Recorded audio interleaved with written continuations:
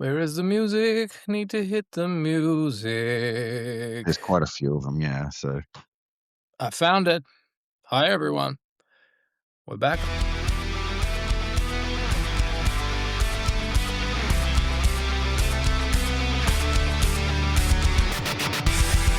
We're only strangers. We're only strangers. Till we realize. This life is temporary. Life is temporary. An illusion we must fight. An illusion we must fight. Open up your eyes. Gonna be alright. West Tigers faithful, we are back. Well, we were back last week, but we had some pretty severe technical difficulties, and an hour and 40-minute episode went to shit. So I guess the title of the episode is "Sorry We're Late." Episode number 52. Joe McCord is with me. Hi, Joe.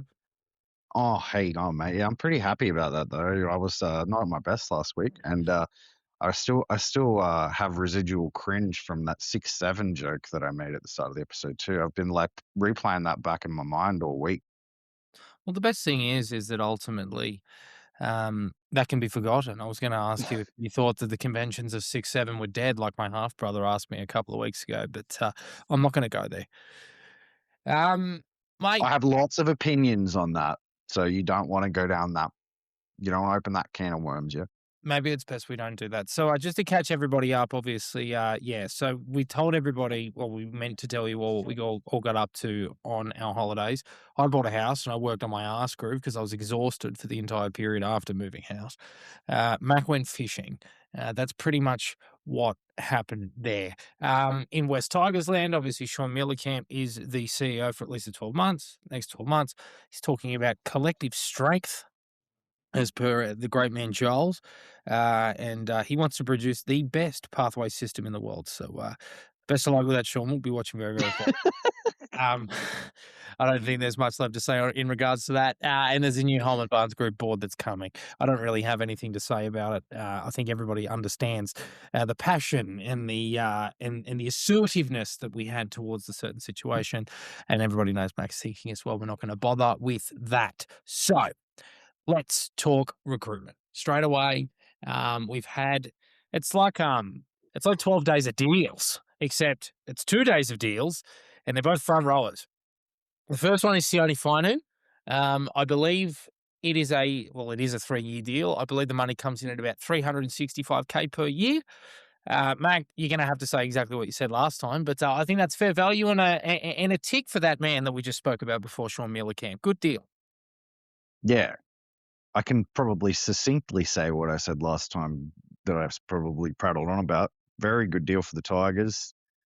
I think Sione Fainu comes a little cheap because we're probably gonna, not in the not too distant future, have to pay his brother. I will leave it ambiguous which one I mean. A fair bit over market value to keep him. That's my assumption anyway. Which one are you talking about? The good one.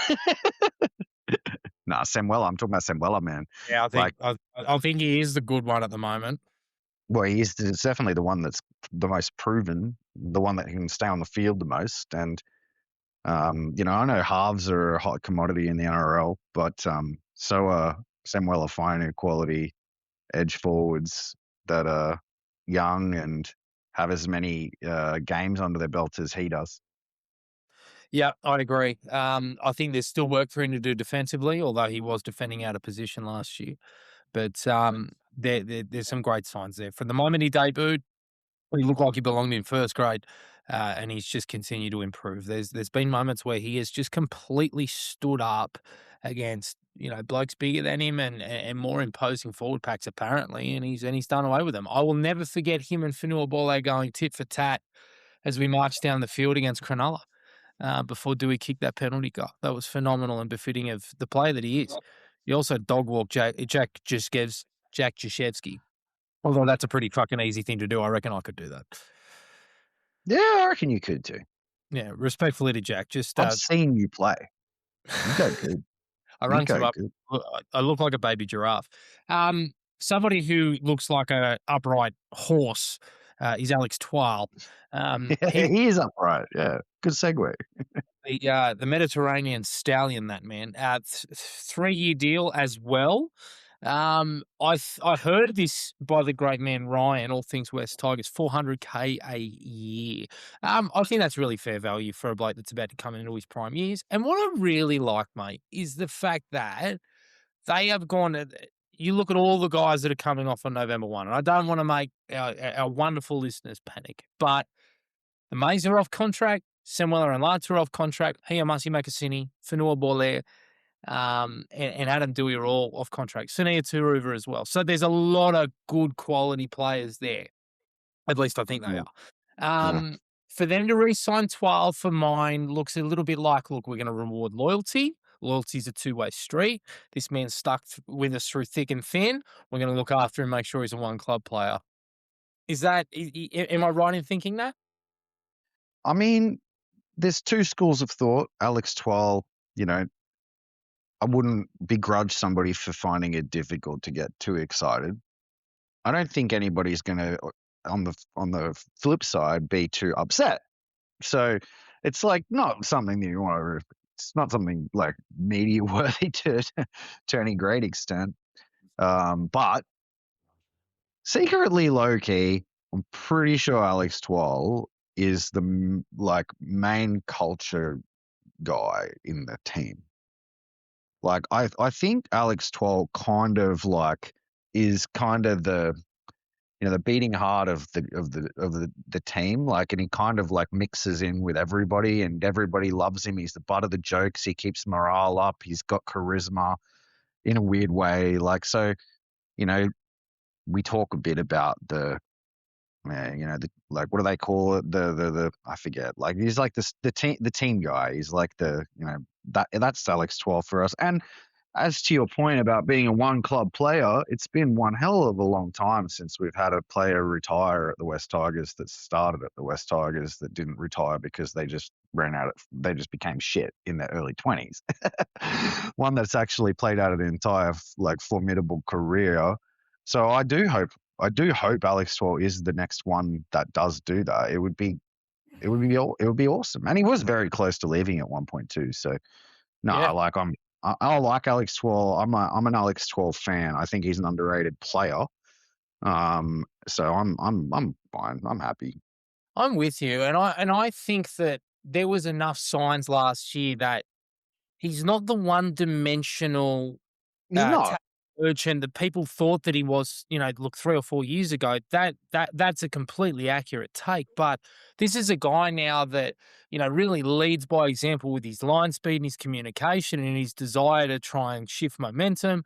He cuts the ball into the line as opposed to meandering. He's developed a pass. He's developed an offload. Is he going to be a Naufahu White? No, of course not. He's never going to be an enforcing attack dog that puts the team on his back and makes it personal with his opposite. But he sure as hell will not let you down. And whether you like it or not, he's an integral part of this side because he's the glue defensively. Just because he doesn't do, the amazing things or scores tries or whatever, doesn't mean that he's less of a first grader than any of the other blokes. So I'm really happy with this one, and I agree with your sentiments. He's a really big part of the culture that they're trying to build, and away from Jerome, Uppy, Tito, and those sorts of guys, he's a big part of it, and he's a big part of that group too. I don't think he was really tied to anyone besides Adam Dewey, and even in like later years, Ryan Madison. I don't think he was really close to anyone else. So for him to be a part of that group, you see him, munching on Portuguese burgers after games on a Saturday night in Brisbane, like with all the boys. I think that's pretty cool. So happy for We'd Alex. certainly get a lot less coverage on the Fox footy without him. He's become a bit of a star hear it. on I hear it. No, well, congratulations to Alex and his family. And again, well done, Sean Millicam. It's a good one, and it sends a really strong message. Now, Jack Bird, there's not really much else to say except the fact that I think that he signed, sealed, delivered to the Leeds Rhinos. We're just waiting for it to happen.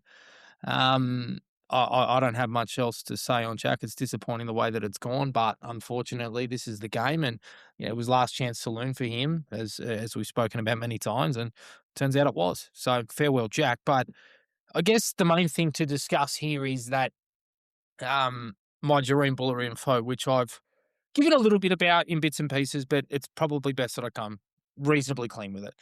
I have been told, and obviously things can change, and and these situations are always live until things are made official. But I've been told that Jareen Buller has agreed to terms on a 3-year deal, average of about $950,000.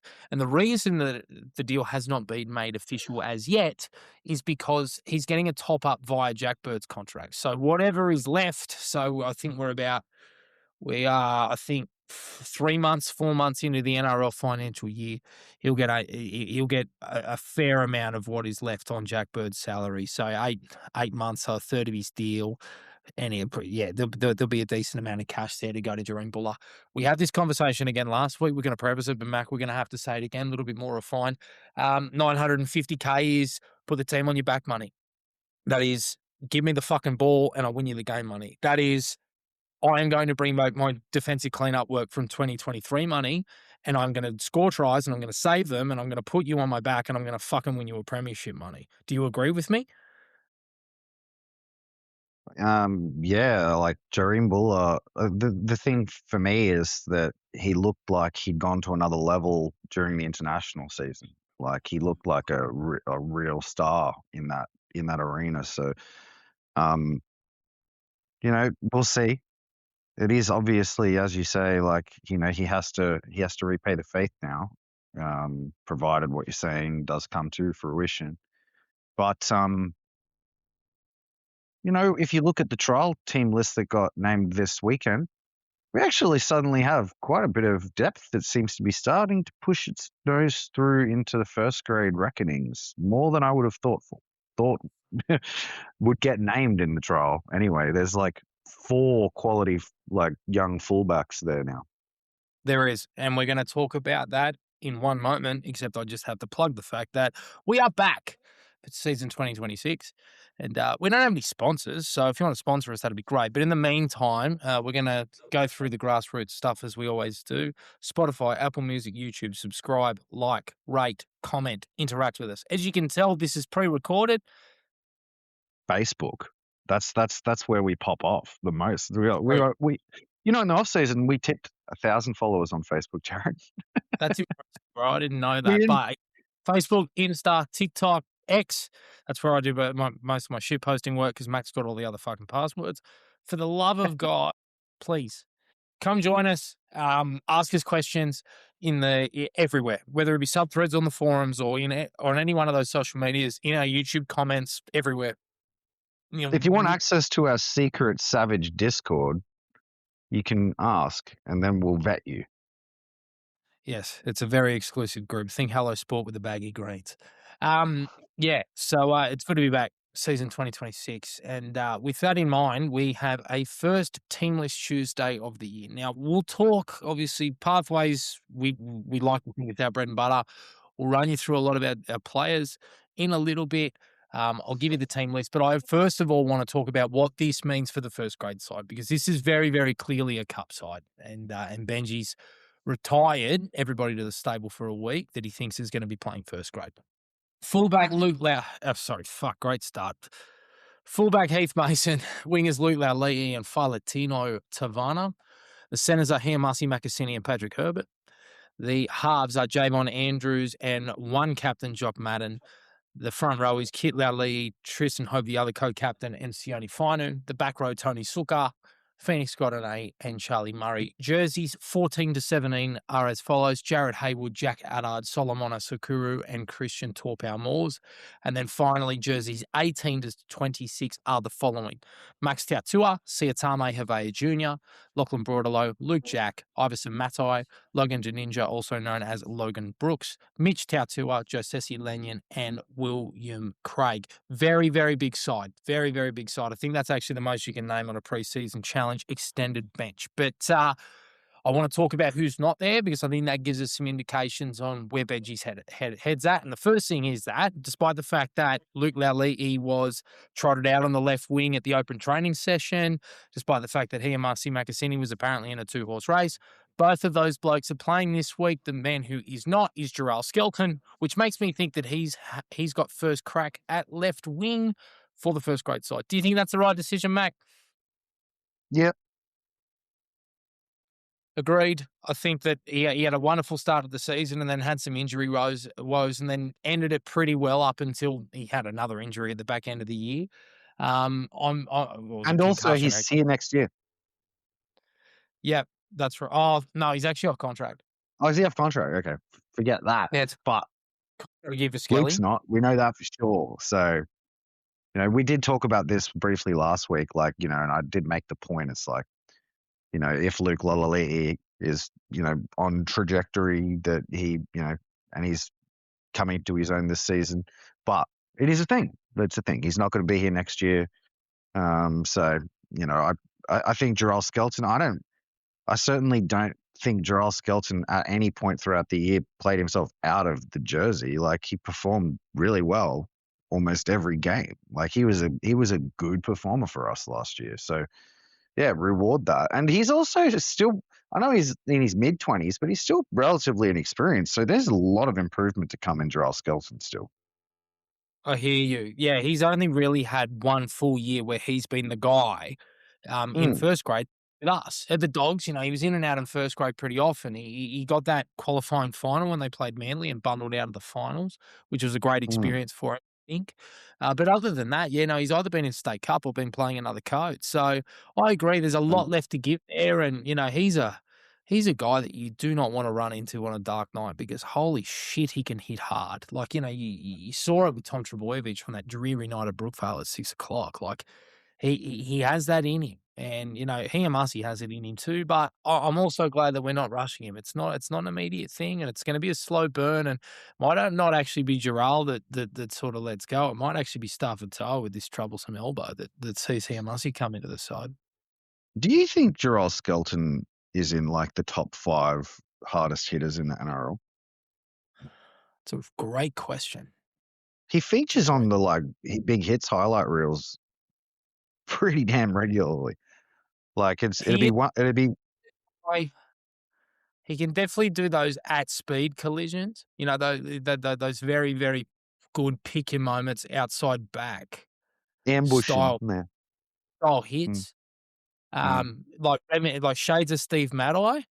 Yeah. I'd have to have a think and come back to you. I really would. I spoke about him a little bit earlier, but guys like, Nafahu White and Mitch Barnett and, these sorts of guys through the middle are the ones that I typically associate with being, hitmen. But it's a good question. It's a good point you make. It's a good point. I still would love to see Skelton just once in the back row. Because I'd just love to see him do that, like line up an ambush hit, like a half or something, and just because on the wing, like he's hitting, smaller men, but he's also like, it's not as effective, it's not as impactful. If you're doing it from the back row, you're like, causing turnovers and shutting down attacking like movements more often. So I don't know. I'd like to see it. I think he's got all the makings of a good back row, but I don't know. It doesn't look like anybody else agrees with me these days. Well, funnily enough, mate, I think some people might agree with you. On the Bloke in the Bar podcast, where they were doing their 6-hour marathon season preview for every team, go and watch it if you want to get your footy fix early. They actually mentioned this 6-man bench actually opens opportunities for guys like Jarrell Skelton to come in and do the Talakai stint, where you come off the bench, play a bit of centre, you play a bit of back row, you wreak havoc for 20 minutes, you tackle everything that moves above the shoulders, and you sort of try and, wrestle back momentum. We're going to talk about how we think we might structure a 6-man bench under the new rules in a little bit with the players that we have at our disposal. But, yeah, mate, I kind of shut you down last year, but now that, you've got a few more blokes on the bench, I don't hate it. I actually think it's a really good idea. But obviously at the same time, it looks like he's in the box seat to play left wing. So There might Mm. be one sort of around 10 onwards where they carry him in sort of jersey 18, 19, and he does do something like that because he came into open age rugby league as a centre. So it's not like he can't play there. It's just obviously he's better suited to the wing. But on an edge, you never know. It's He's big. that's He's right. plenty big enough. It's a start, so we'll see. Sione Fainu, who we spoke about earlier, that signed that 3-year deal, he's starting in the front row. And again, who is missing?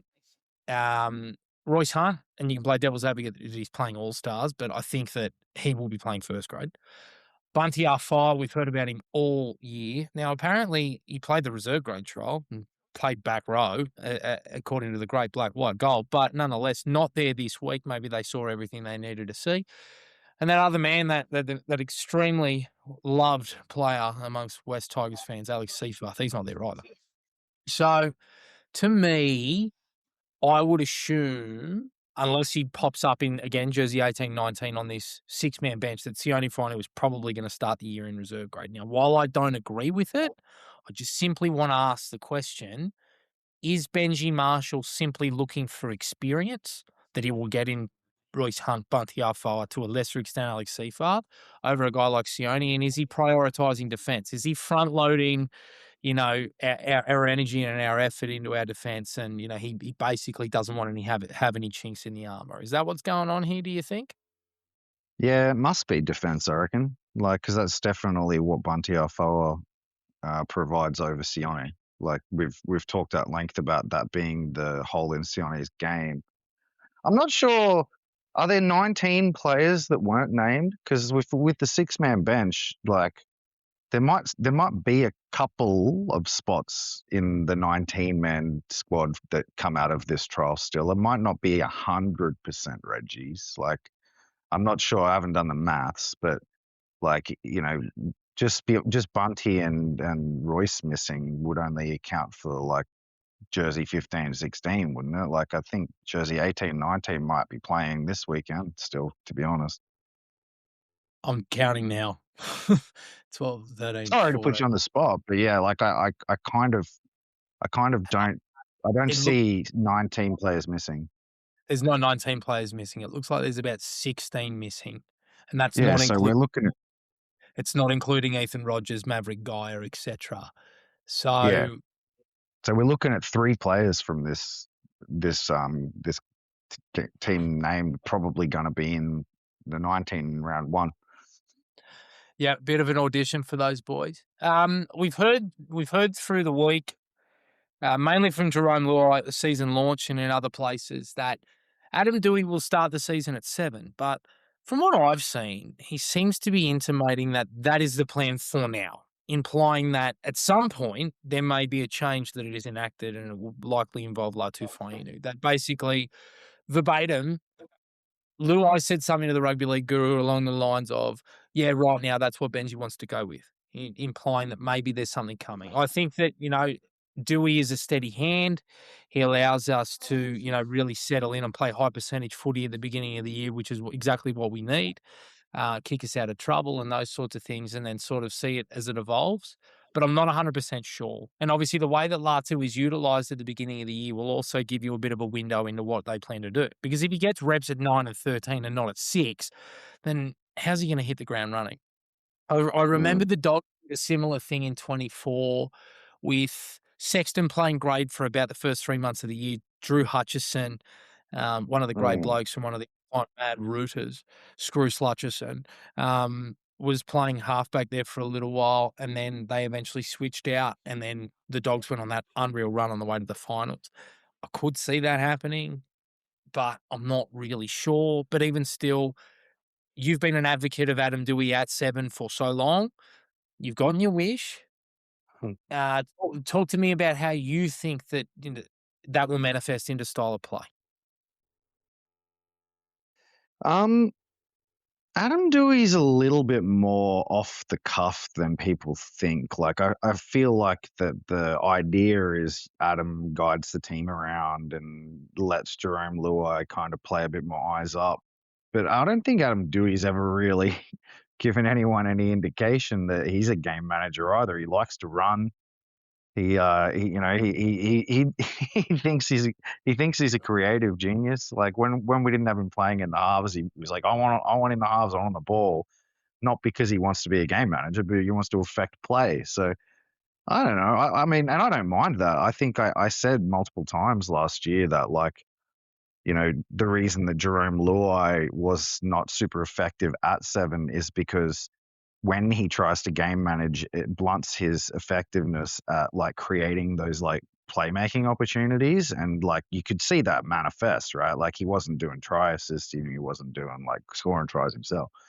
I think Adam Dewey, while he's not the equal of Jerome Luai, is probably a little bit more double-edged at least. So, like, providing some creativity off both 6 and 7, and Adam Dewey's probably going to be less affected by game management duties because the way he likes to affect the game as a playmaker is more simple, and it is a little bit more predictable. And if it doesn't come off, it doesn't cause, you know, dissonance in the next play the ball so much, because what he'll do is he'll, like, take a hit up where they had a backline play like, set up or something. I'll kick the ball early or something like that. Whereas Yeah. Luai's idea is he'll spin it back the other direction and try to, like, catch everybody out, including his own players.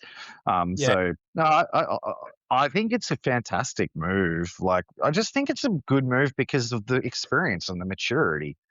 I think that, like, if the idea is Jerome Luai has to be able to play a little bit more off the ball, then by putting Latu Fainu into the 7, you're putting a lot of pressure on Latu Fainu to game manage, and that's not really his bag either. You know what I mean? And I think the key that kind of probably puts Dewey over the edge is the general kicking.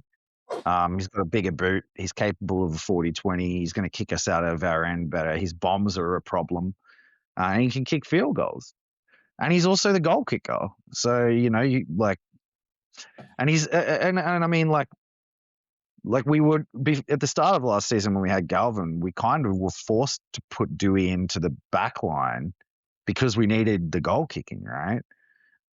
So that's also a thing. So I think one thing I do want to I wouldn't call it a prediction, but I wouldn't exactly be surprised if Javon Andrews ends up actually, like, in the first grade 19 pretty early in the season, based on what I've seen of him, primarily because if you add him to the mix in the halves, he's actually a little bit more of a game manager than any of them. Like, he plays a bit more of a game manager role, like, and he has a big boot and he is a goal kicker too, right? So, like, as a facsimile to Dewey, like, let's say Dewey doesn't work out or he gets injured, like, Javon Andrews is going to probably be able to play whatever role they build Dewey to play better than Latu would. So, and I actually think Javon Andrews played really well on the weekend too. So I'm a little bit bullish on Javon. I'd be buying those stocks personally. I would be too. I just He's want to go big back. too. Yeah, Big lad, 98 kilos.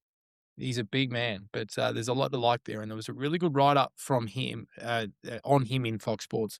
Talks about his spine Yes. injury.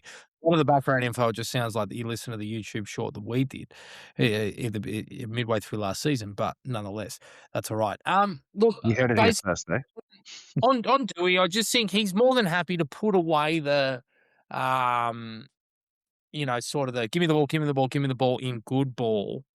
But I think he will happily shift the ball to Luai when Luai calls for it. Because I think that what you'll Yeah. see this year is that, like, the percentage of touches, it might be 65-35 Dewey's way, right?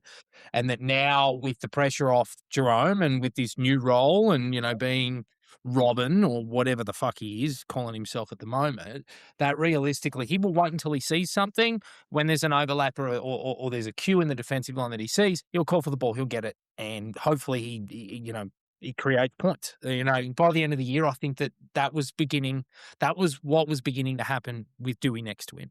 Dewey, as you said, is a long boot, but he also likes being that guy. He likes directing the side around. He likes, letting them know where we're getting to and what point on the field in terms of off a penalty. You'll see him screaming instructions, whether it's left post, right post, tram line, etc. And he can get the boys there to where he needs them to be. At this point, in terms of being the full game, in terms of being a halfback and the defensive game as well, he's the best guy for it. Jock Madden is the best pure halfback at the club, but he can't tackle. So what that means is that realistically, you need to look for someone who's going to do what you need on both sides of the ball. I think that's what Dewey is. In terms of how we're going to play this year, I think that, the blueprint was there against probably the Dogs and Manly. This really, stay in the contest, and, grind teams down as best as you can.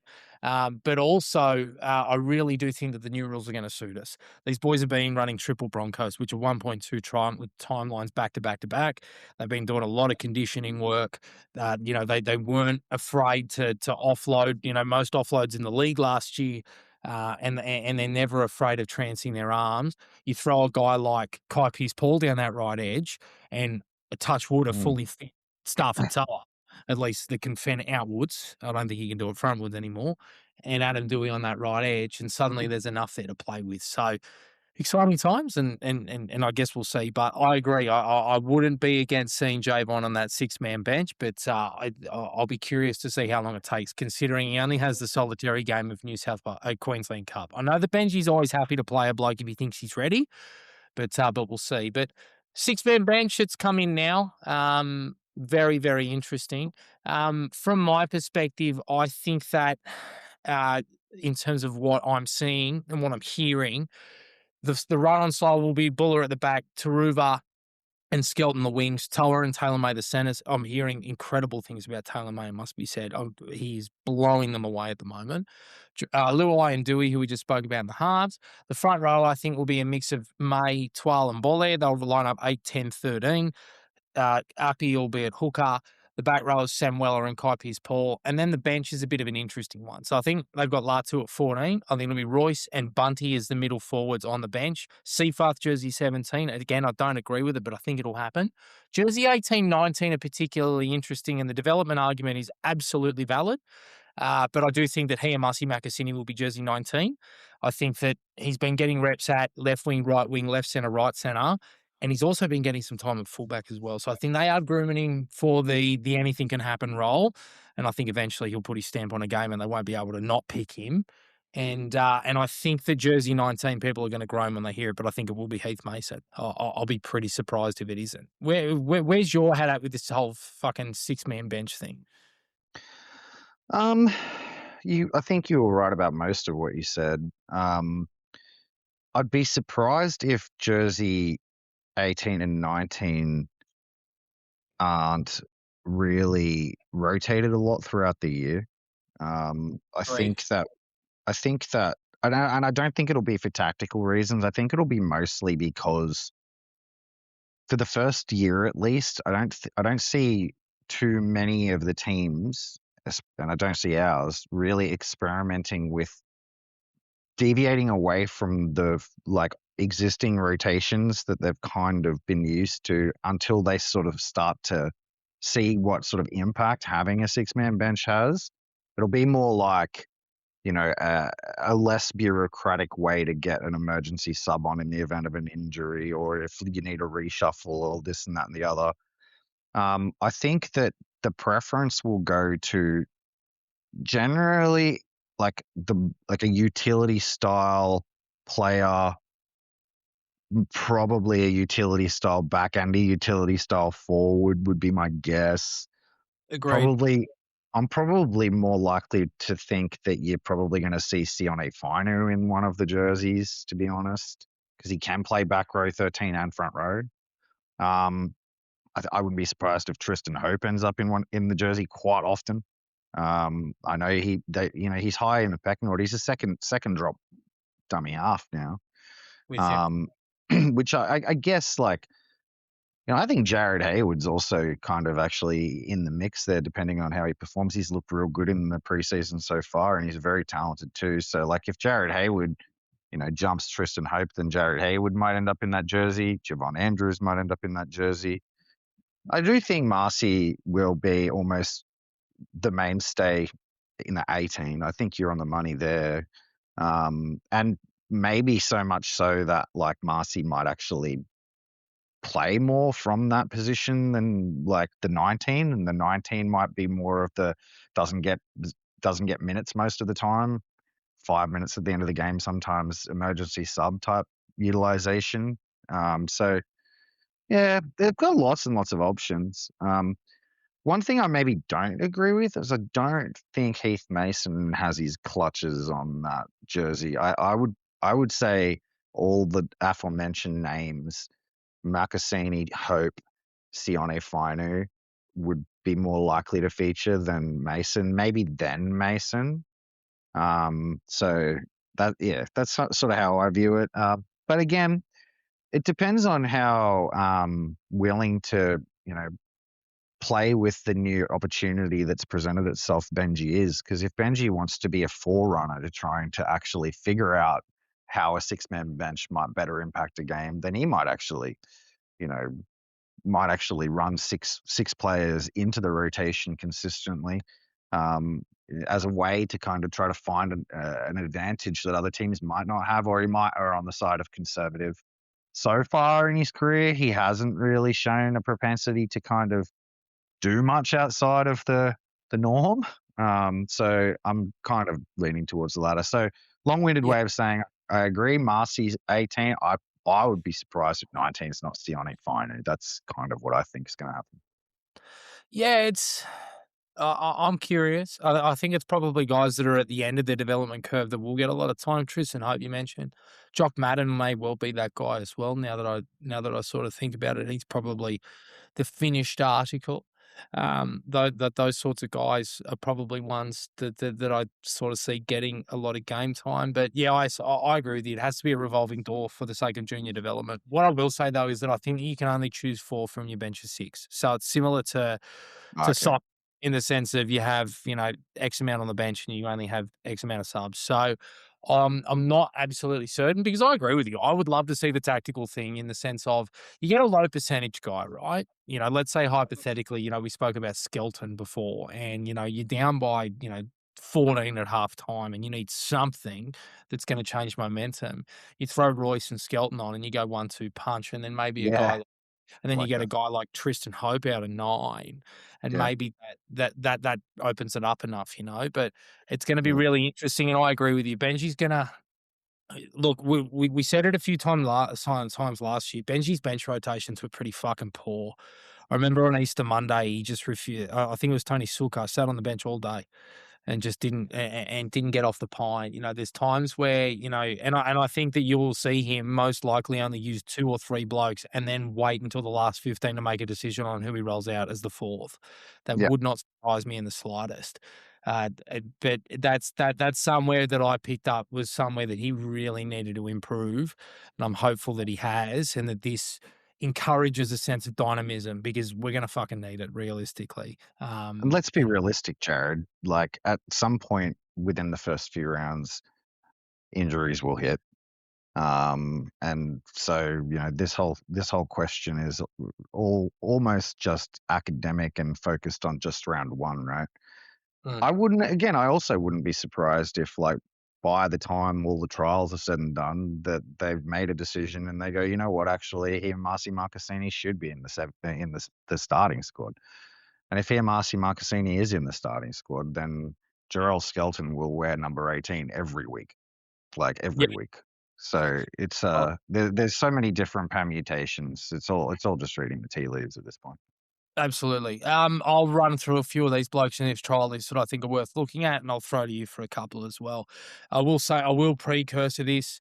Our great friend NBWT, Nothing But West Tigers on X, has done a thread of the players that you may not have heard about. And he's cut together. Unless you listen to this podcast, then you would have. So go look there, and then you'll be able to see some of what we're talking about because we don't have time to cut together tape anymore, unfortunately. But nonetheless, in terms of guys on the tip sheet, here, Marcy Makasini, we spoke about him a few times. I was told at the beginning of the preseason, his numbers were off the charts, and you can see it in the photos. He has worked his ass off this summer, and I think that he will put his best foot forward on Saturday night. I think that he'll have Junior Pauga, former West Tigers great and dropout enthusiast Junior Pauga. He'll be lining up him, so that'll be interesting. Patrick Herbert. He returns, plays his first open grade game, NRL affiliated open grade game in about 3 years. He was working an excavator down in the Gong when he got a random call. He said, "Who the fuck's this?" And it was one of our recruitment staff. He's made good. He's come through out the other side. He's trained with the first grade squad all summer. Some blokes like Luke Jack and others only did one session or did sort of November to the end of December. Paddy's been there the entire time. Really hopeful that he puts his best foot forward. Don't know what the future holds for him, but really exciting. And there's a great little write-up on the ABC by the greatest rugby league writer there is in the country, Nick Campton. Go and have a look at her. Finally, Tino Tavana, you've interviewed him, Mac. You can talk about Tina. Yeah, man. Like he's the X factor in the pathways, isn't he? He's the guy that's capable of just about anything. He's been likened to Jareem Buller in that respect. He's capable of aerial feats. He's a goal kicker. He's not the fastest, but fast enough. Agile as all get out. Can play fullback. Can play wing. Think he can probably play center, but he's a little bit small. He's a bit light. He's a little bit short, but all athlete. And a real good kid. I'm stoked to see him named in the back five here. I reckon we'll see him play NRL this year. I reckon at a certain point when they're short on troops or something like that, we'll see Tino get a run. He's gonna be really good in New South Wales Cup. He's a good player. I'm not sure how high his ceiling really is because of his physical attributes, like because of the fact, like, but you know what? At the end of the day, he scores a lot of tries. He does a lot of crazy stuff nobody else can do. Not just like, running the ball, but passing too. Like he's got great feel for the game. No, great. Yeah, really happy to see him in the squad. I'm also, I feel like, not to cut your grass a little bit here, but Phoenix Godinez being named at 12 ahead of Solomon Esaukuru is interesting. Solomon Esaukuru is obviously a top 30 player, so Phoenix being named ahead of him means Phoenix is doing the right things in the off season. And the other back row is Tony Sukkar, who's featured a ton in the NRL side. So this is a really good opportunity for Phoenix to like put his name out there. And Phoenix is a fantastic player, one of your draft picks. And I think I predicted towards the end of last year that I think Phoenix might be a smoky for round one, and that was before the 6-man bench got announced. Now that there's a 6-man bench announced, Phoenix can play center and back row. He's an interesting utility type. You know what I mean? Like it's not a common, like really wide edge running back row, right? Like just such a professional for his age. And if he goes out there on the weekend and he just like has a blinder and Tony Sukkar has a tepid performance, like Phoenix Godinez is gonna jump Tony Sukkar in the pecking order, and he's gonna start. And then in the next week in the trial, when the NRL players are named, he'll be there too. And if he performs well in that game, then who knows what happens by the end of this preseason. Jared Hayward at 14 is obviously really, really intriguing. I think he's a future NRL player. We've got some seriously good young players in this team this weekend. It's such an important game to watch if you're interested in pathways. So many Oz Schoolboys representatives.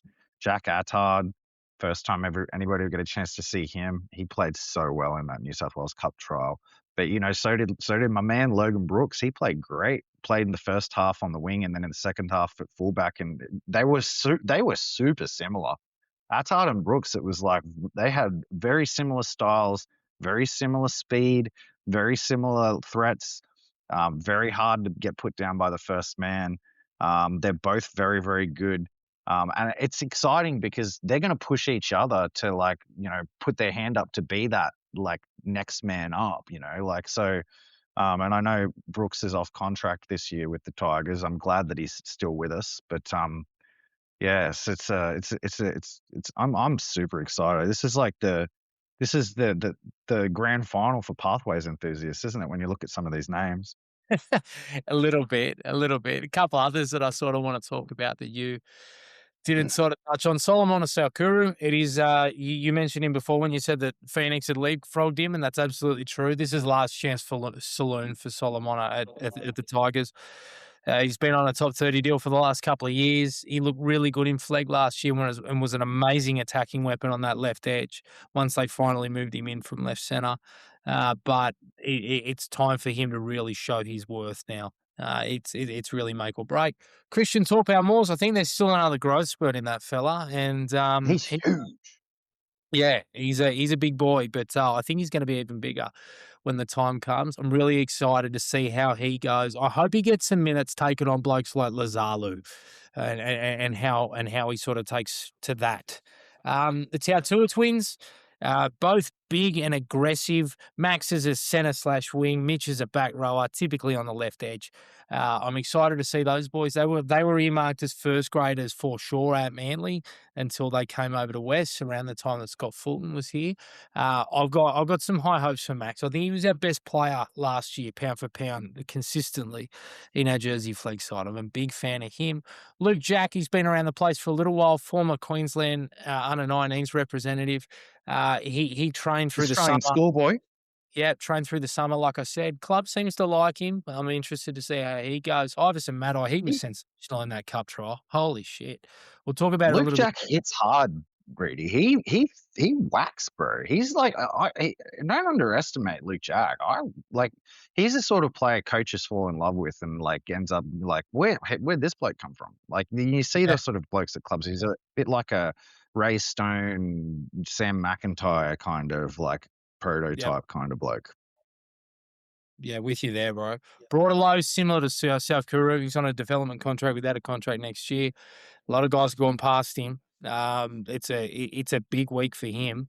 And to ensure that, he stays in contention to make the cup side, let alone, fighting for his future. Jesse Lanyon, he was amazing in the back end of our flag season last year when he moved to a 13. He's undersized, but there's a lot of heart there and a lot of go about him. But the one that I want to talk about, Siatame Havea Jr. did his first preseason with the Tigers this year. I'm pretty sure he ended up on the Army camp. He's small in stature, but he makes up for it in heart and intelligence. He plays like a 5'8" in a lock spot in the middle corridor. He's not at a lock spot yet. He still needs another growth spurt, and I think it's coming. His leadership qualities are off the dial. I think he's a future captain of this club, and I'm really excited to see how he goes. But I am preaching patience with Siatama. He's very small. I'm talking like Heath Mason size.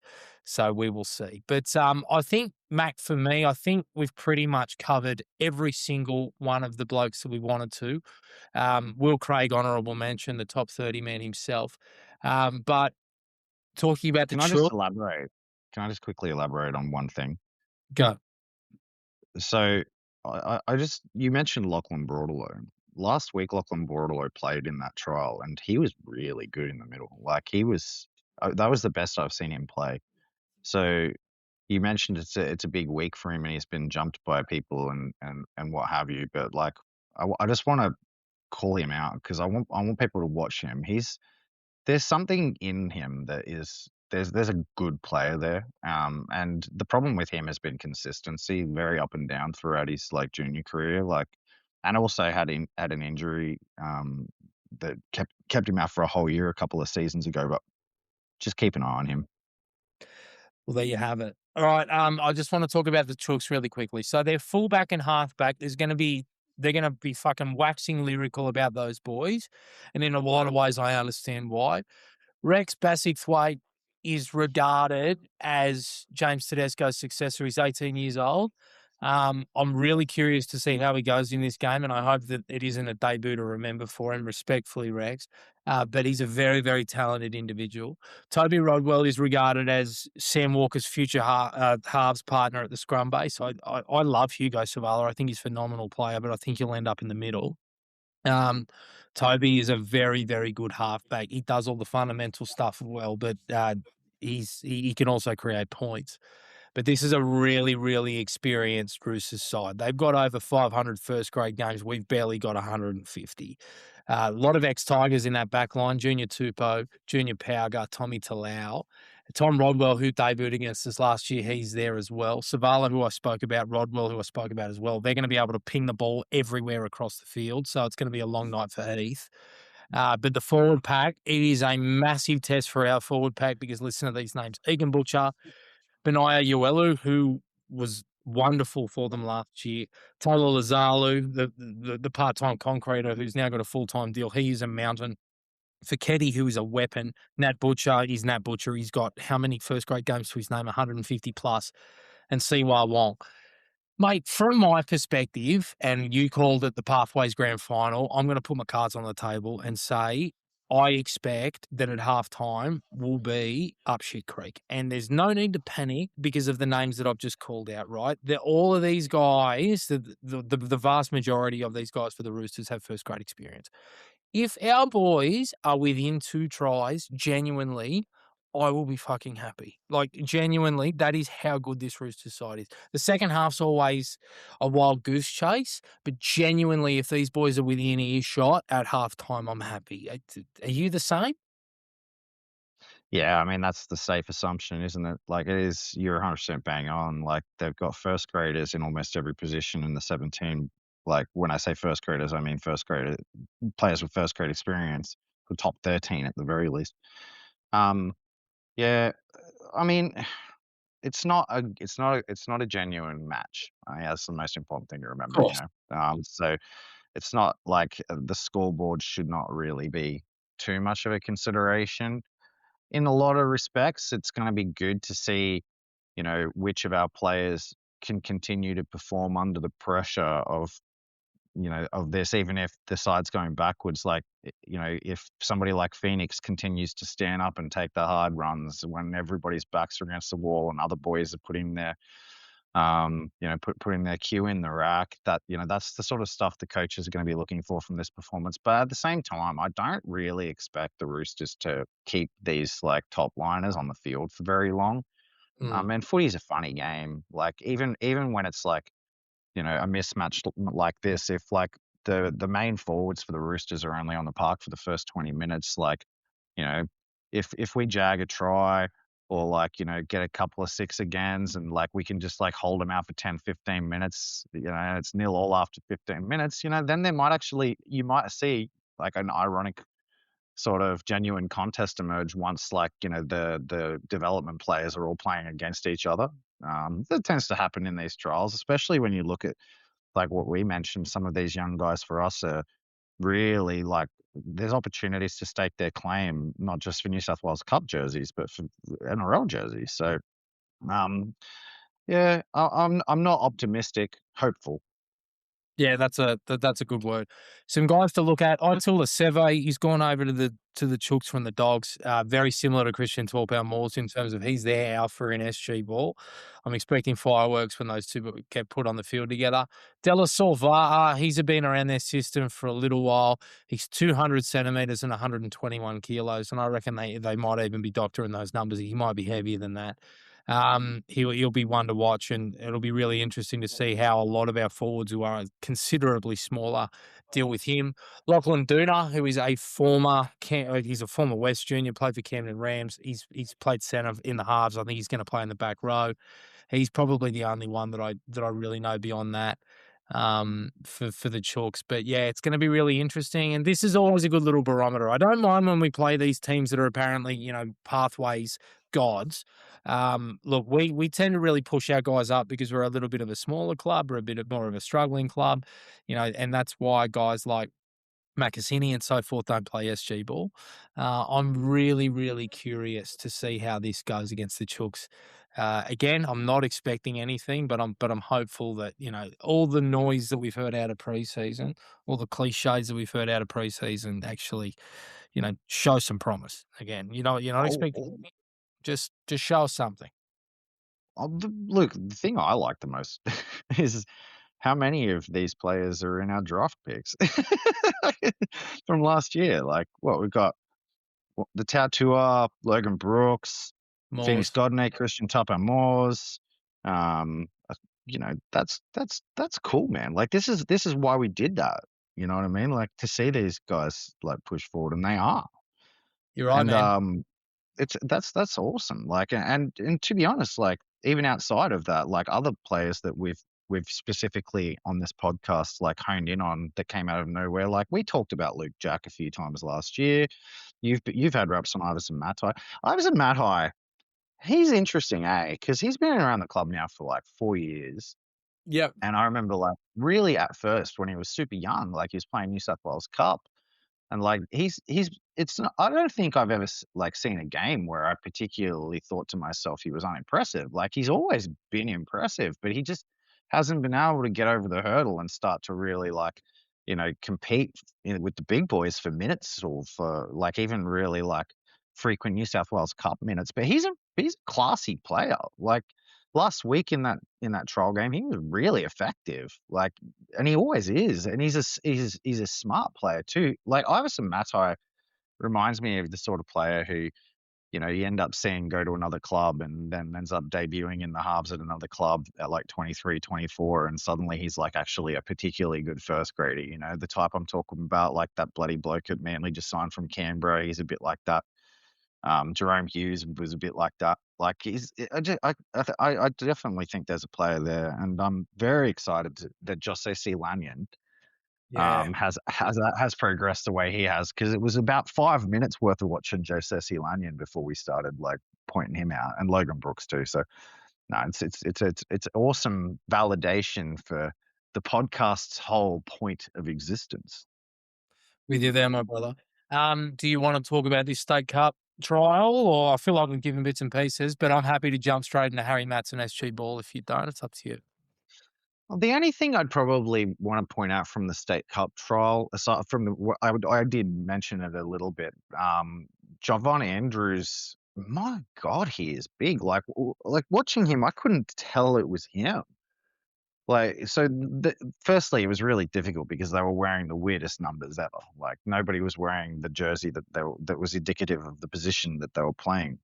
But and there was also Javon Andrews, Iverson Matai, and another half on the field at the same time. And one of the halves was not playing in the halves. And so at first I assumed that who I was looking at in Javon Andrews was literally a prop. Like that was my assumption when I was watching him. I was like, who's this big prop? I've never seen him before.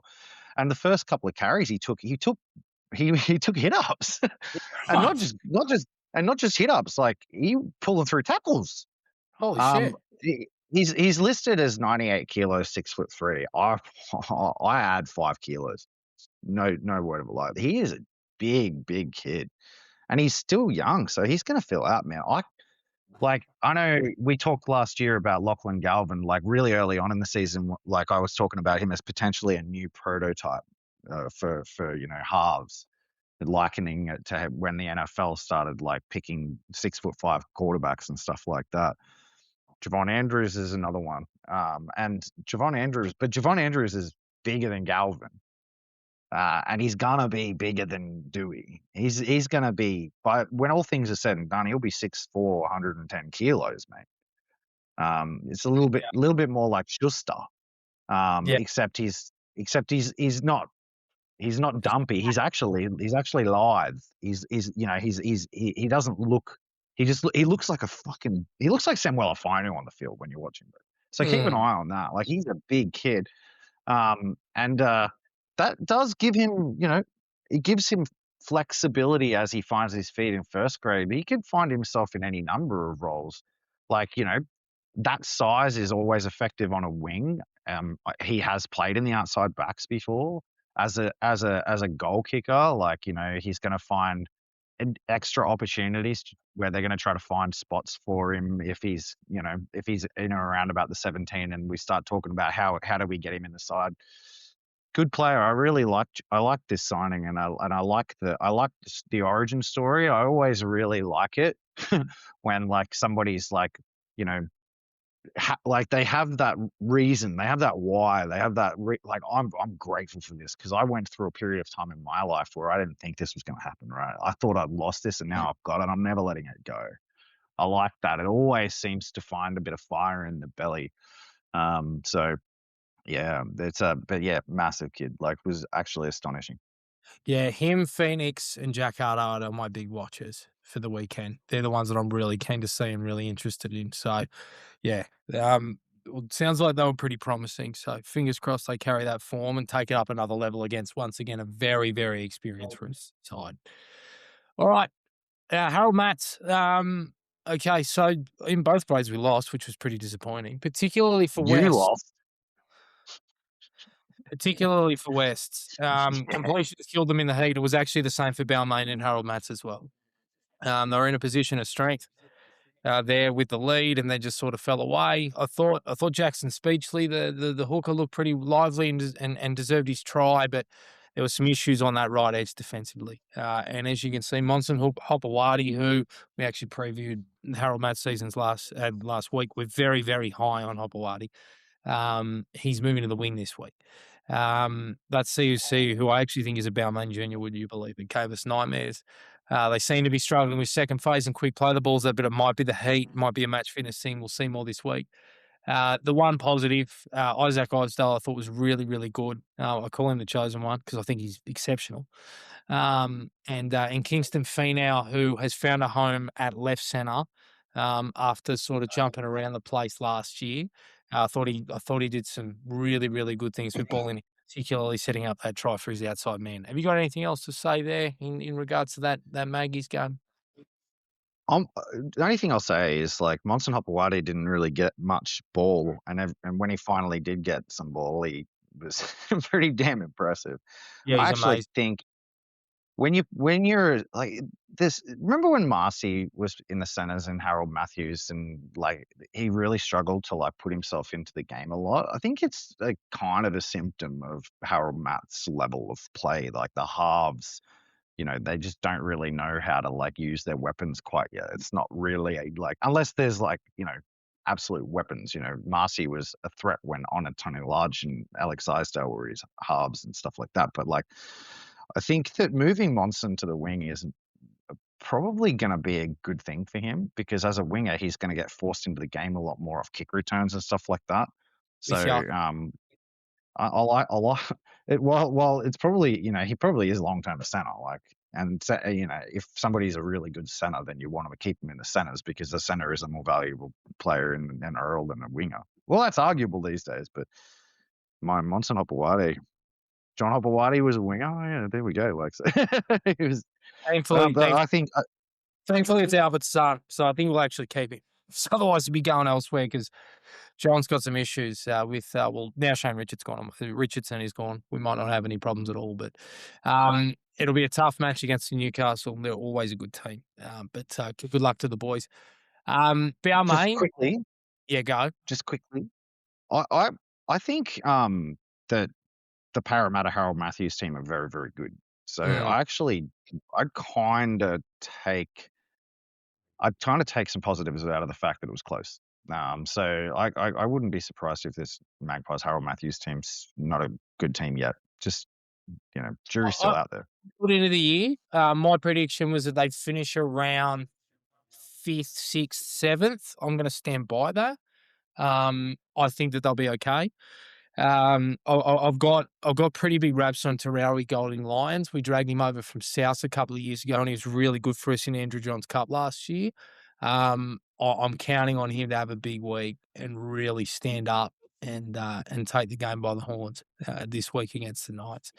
Balmain, the scoreline, I don't think it was a true reflection. I think it sort of blew out late, and Central Coast got a couple of tries against the run of play and some really nice touches. So it must be said, I think their halves on both edges were, super skillful.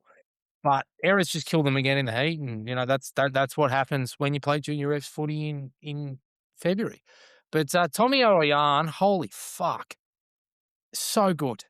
Just some beautiful touches. He could have let it sink for his second try, but he was strong enough to get there. But he was so good. I'm really high. I'm just trying to find his name. I'm really high on the halfback.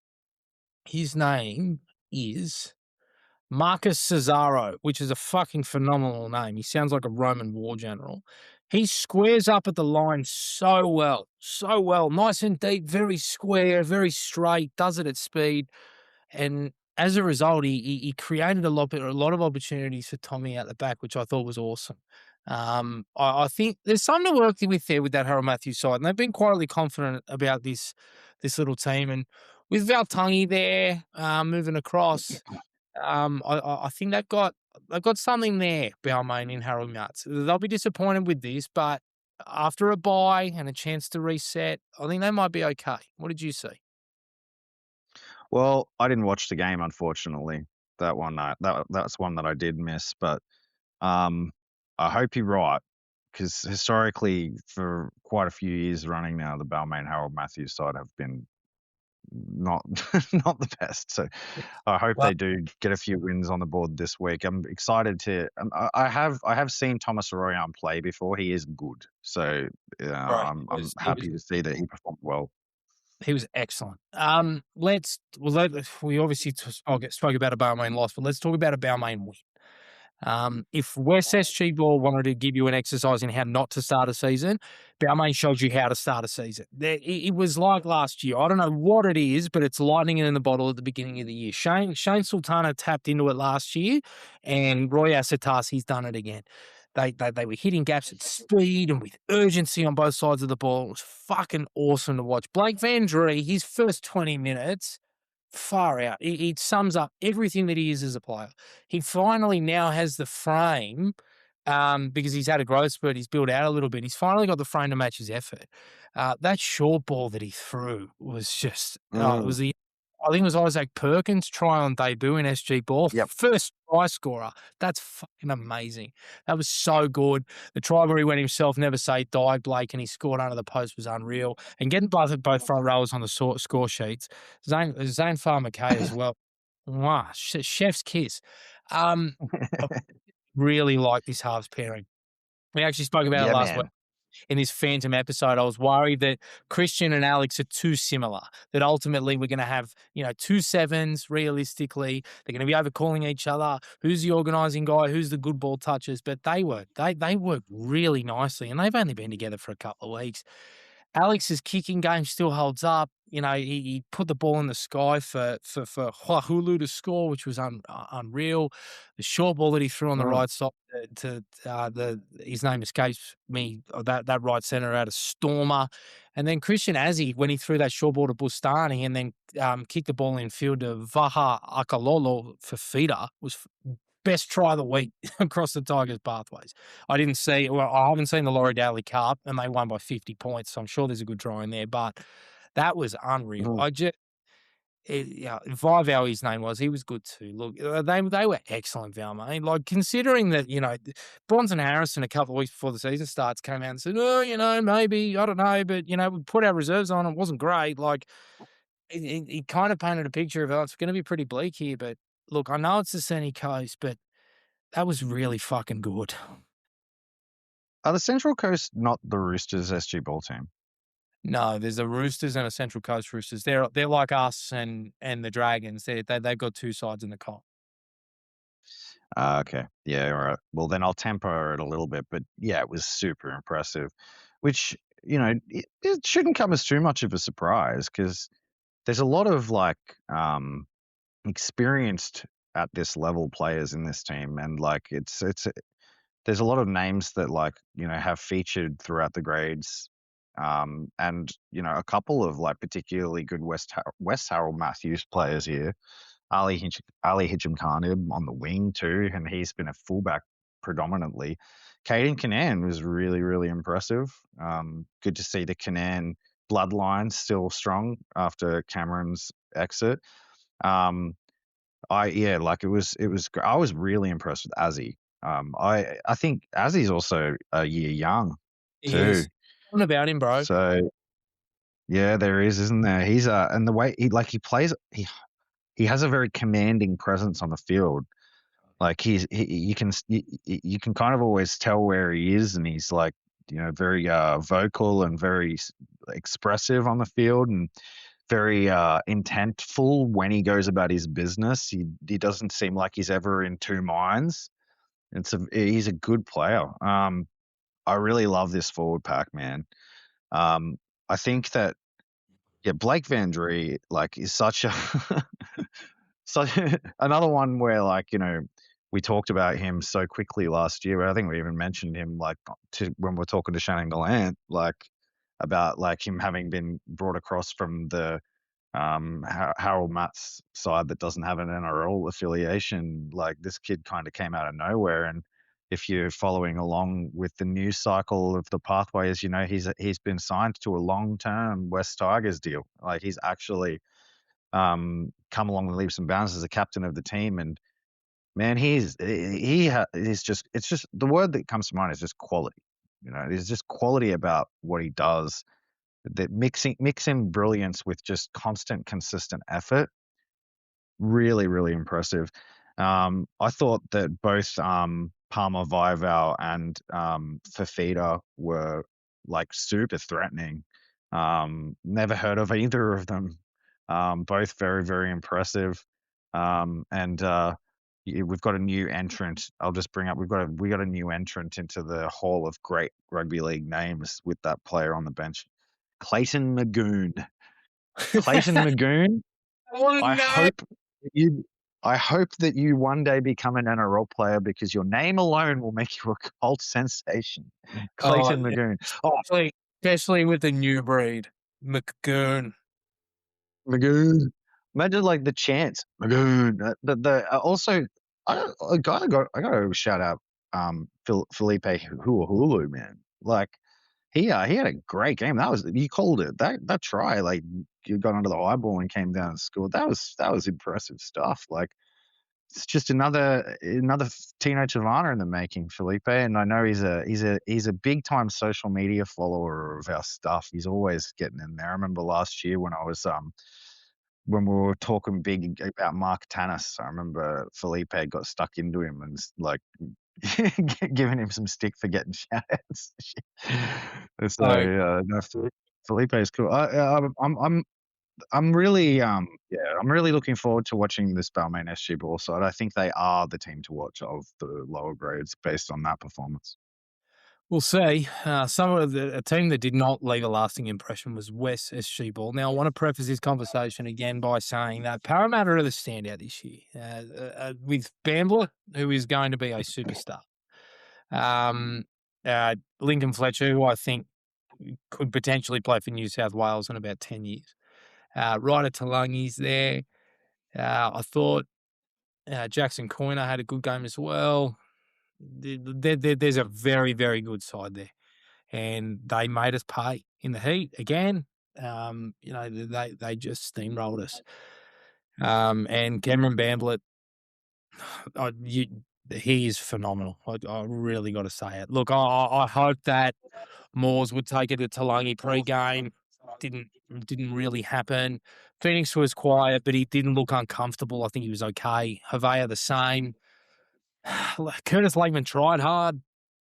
Javon Lele dropped his head there at one point, and that is a worry that ultimately it took him a little while to get back into the game when you sort of need him to have that amnesia. That hurt us. I don't have much else to say, to be honest with you. As much as I love a lot of these boys, I expect a bloodbath against Newcastle. It's not good at the moment, and I don't see it getting better without Godney, Havea, and Moores this week.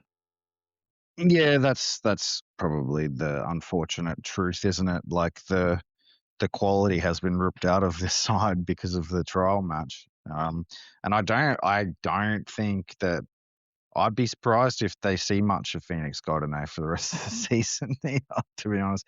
When Flag comes around and when New South Wales Cup comes around.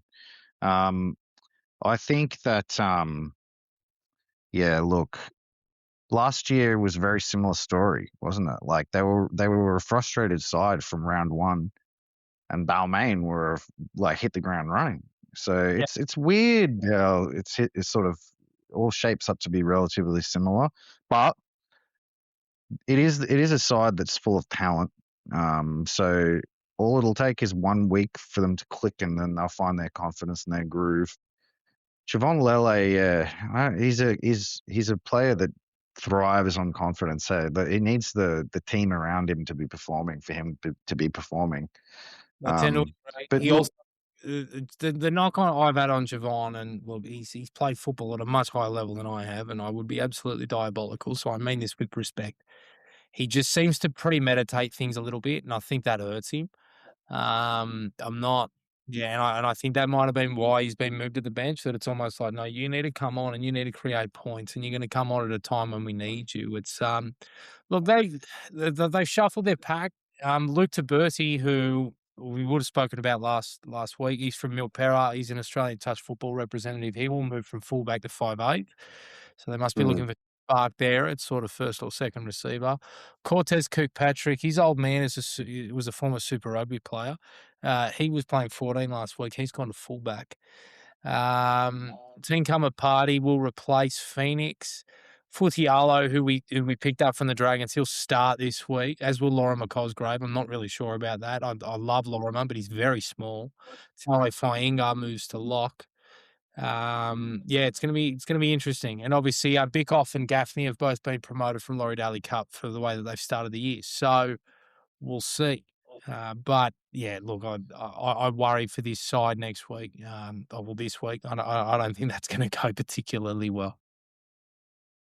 we'll see. I rate Jake Gaffney. I'm curious to see how he performs. I think I was surprised he wasn't in the side for round one. Because he had such a great season last year. So yeah, Yeah, we'll see. they must be looking for responses from these 18-year-olds that have been put down LD to sort of see them come up. And one of them is James Lanyon. I really do expect him to come back into that side pretty quickly.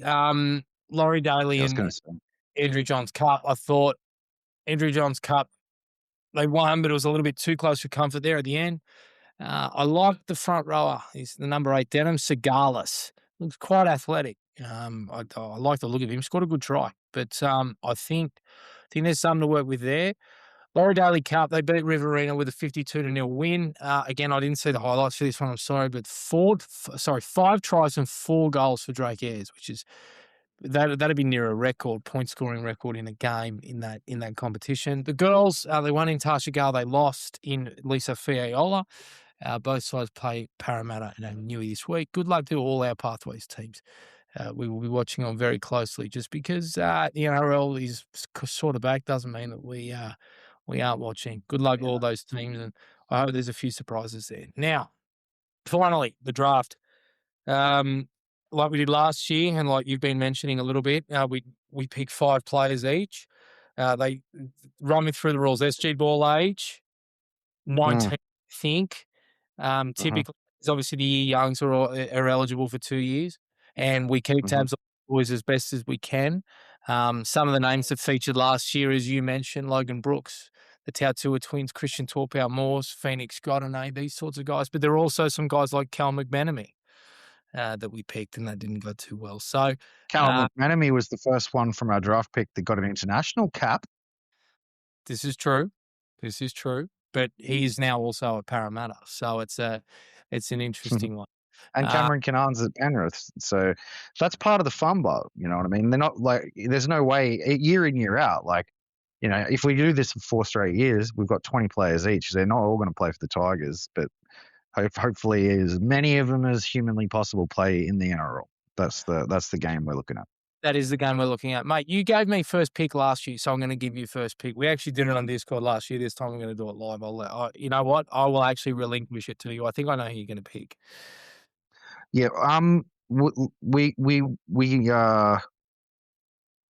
Look, I was going to say, like, there's guys like Christian Tapamores and Phoenix Godinay and such that are still SG ball age. But we already picked those guys. Yeah, let's just make sure But we're 19 this time around. I was going to also say we probably should avoid picking anybody who's already like made like flag debut. I'd say it's probably not a bad shout. Yeah, I Um, agree with you to that. That yeah, removes that removes Peter Ty, by the way. yeah. Oh, yeah. I mean, if you want to pick these, um, yeah, you would think that. Yeah, okay, all right. I will take. Will I? I'm thinking about taking Blake Vandry. Just let me have a quick squiz here if there's not somebody who I would regret. Nah, I'll take Blake. Blake Vandry, number one pick. Last year, my number one pick was Logan Brooks from Balmain. This year, it's Blake Vandry from Balmain. Give us Mm. a rundown on why Well, you we picked. talked about him just a minute ago, but I guess for the benefit of clips, my number one pick, Blake Vandry, came across in the offseason of last year from the North Sydney Bears. Um, he is a 13. He is a pretty traditional 13. He's not the biggest guy. Although he's bigger now than he was, as you mentioned before. But he is very skillful with the ball. He is just an absolute terrier. Like he is the guy that will fight tooth and nail to the end of the game, regardless of what's going on around him. His quality doesn't drop off when the rest of the team's quality drops off. If anything, it picks up. And he is the captain of the SG Ball side this year. And from all reports, just a really mature, hardworking guy. And he has a long-term contract with the West Tigers. So I suspect that he will be being talked about by us for at least the next few years too. I like it, mate. Congratulations on your first pick, and congratulations to Blake. Everybody remember last year that has been playing along at home for some time at West Tigers Faithful HQ that I picked 5 West players. That didn't go well for me. I need to diversify this year, and I'm going to do that with my first pick. His name is Alex Isdale. He has returned to the West Tigers system. He was not named in the final SG ball squad for Cronulla for a couple of weeks. Everybody was wondering where on earth he was. He popped up at 5'8" next to Christian Azzi. Unfortunately, he has lost 12 months worth of development, but there is absolutely a player there that I think has at least a good chance of making his flag debut next year, particularly when Mark Tanos has left the club. Alex, his skill lies in his organisational work. I think he's got a wonderful aerial kicking game and can really hang it up in the air for his outside backs. His communication is wonderful. He's as strong as an ox. He doesn't shirk his defensive workload. I think there's a lot to work with there, and not just as a 7. I think that there is upside for him as a 9 or even potentially a 13 as time goes on, depending on how he fills out.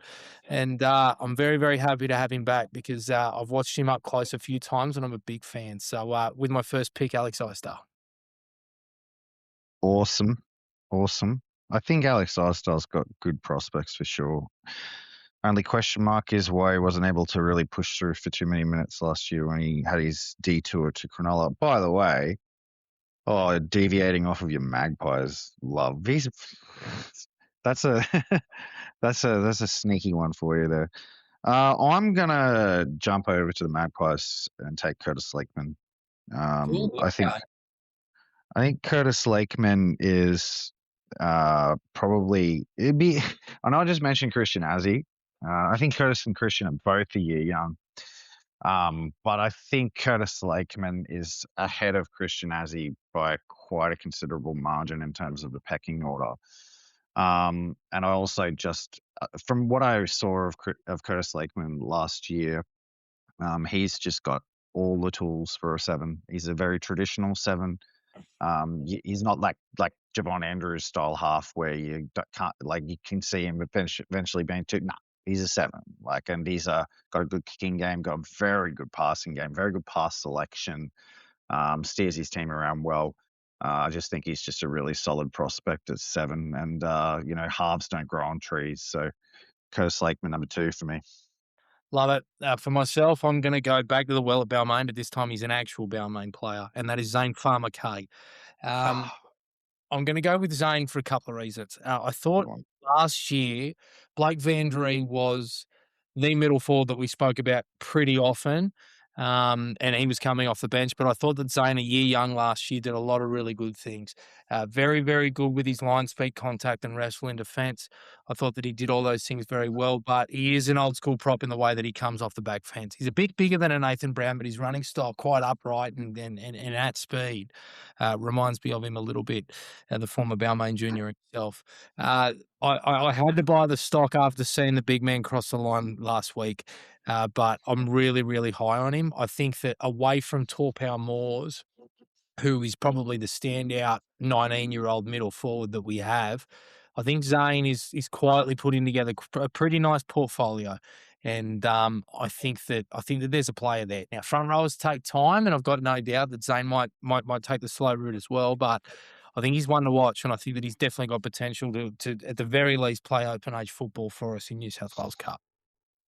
Yeah, it's a really good pick. I rate Zane. He's got a lot of fire. He's a sort of forward that's gonna not back down from anybody, and sometimes it gets him into mischief on the field too. But and I know he's also around the I've seen him snooping around the socials, so hopefully that puts some wind in your sails, Zane. You've got number 2 pick from Reedy. I'm a little bit torn on my number 3 pick, but so that we don't drag it on forever, I'm probably gonna take.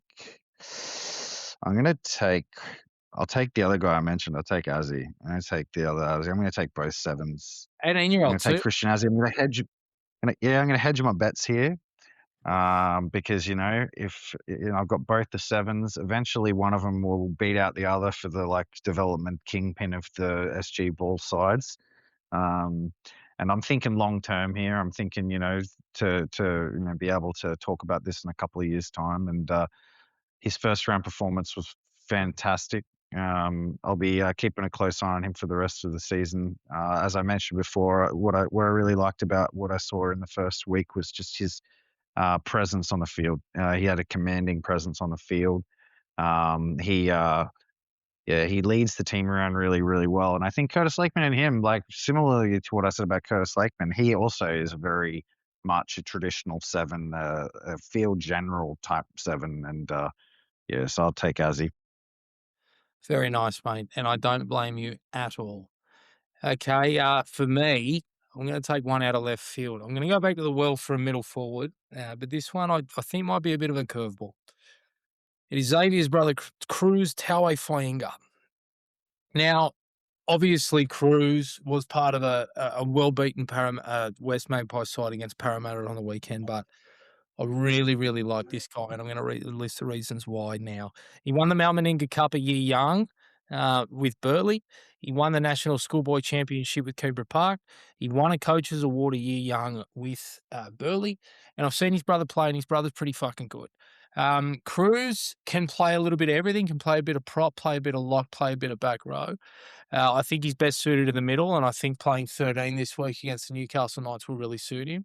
This is a guy that I think that has tremendous upside, and he's been signed on a futures contract for that reason. There's 3 years there, which I assume will include 2 years of flex. So I think there's a fair chance that he's absolutely going to progress. How highly, I'm not too sure, but I really like the look of him from what I've seen on tape, mainly up in Queensland. And I think that he's a guy that, in the absence of particularly Moores and possibly Godinay, I think Havea will play a lot of SG ball this year. But I've got high hopes for Cruz, and I think he's going to do well. Where is Xavier? He will be playing Jersey Flegg. I'm surprised he didn't play. Did he play in Cup trial last week? I don't think he did. Not to my Or knowledge. maybe he's got. I think he's still probably a growth spurt. Maybe he was. Yeah, maybe you're right. I'm gonna take William Stone next. Oh, you bastard.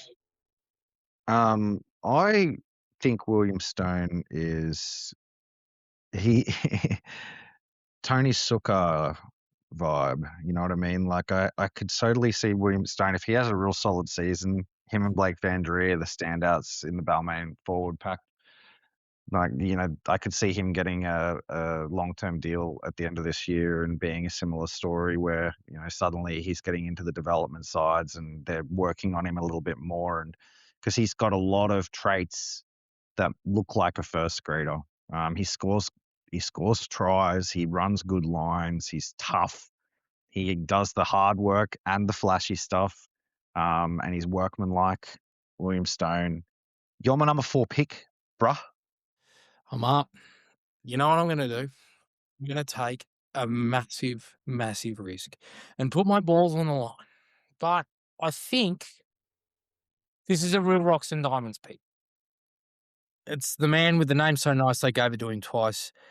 He's the man that is the apple of the eye of liquor and gaming Australia. He's a man built for the gaming floor and the smoking areas of pubs. His name is Glassy.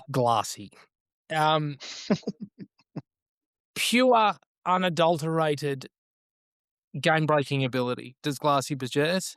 The biggest thing for Glassy, from my perspective, is defensive work. If he can tie that up and he can fix it, he has everything else. Magical things happen around him in a similar way to one Tino Tavana, who we've spoken about earlier in the night. I'm a really, really big fan of Glassy, and I really hope he can put it together. Again, I'm buying the dip a little bit based off what we saw last week against Parramatta, but it's make or break. And I'm backing him with a draft pick. And if he doesn't make it in rugby league, I reckon he could probably make it in rugby union. There is talent in droves for this kid. It's just putting it together. And with my draft pick, I'm backing him. No, that's a pretty good pick. I don't mind it. Glassy's got pedigree, hey. Like there's a sort of a vibe that if he can just find something that he's got a little more behind that something. I'm kind of torn between 2 players here. I got to try to. So I'm torn between 2 players. One is Caden Canaan, and I kind of want to pick Caden Canaan because I picked Cameron Canaan, and I want to be back in the whole family. I want the whole family in my crew, and he's real good. Caden Canaan's real solid. He's a little bit more like, I guess, like not as much of a standout as Cameron. Like Cameron's bigger, a little bit more flashy than what Caden seems to be, but Caden seems a little quicker, a little bit more like rugged, younger brother playing the same position kind of vibe. But I also want to pick James Lanyon. You can't pick James because he's 18. I thought you could pick 18. I picked an 18-year-old before. It's like anybody under SG ball age. Oh, okay. If we're allowing that, then you can have him. Were you going to pick him? Well, nah, it's all right. Go on. You pick whoever you want. I'll pick Caden. I'll pick Caden because I want the Canard. For the record, I don't have James Lanyon on my list. You can have him. I'm looking elsewhere. Oh, that's all right. I want Caden Canaan anyway. And aside from for the reasons I just said, if he's holding Ali Hikam out of the number 1 jersey, he must be doing some pretty good things around the training paddock, just quietly. So I'm taking Caden Canaan with my 5 pick, just like I took Cameron last year. And if there's another Canaan, you're up next year, buddy. See, it's Arme Havea Jr. If I had gotten my ducks in a row earlier, I would have picked him first. Yeah, I think he'll play for New South Wales. I think he's that good. I think he's a future captain of the club. I don't have much more to say than that. I hope that he has a really good game and lets his abilities do the talking on Saturday night. But I am also preaching patience.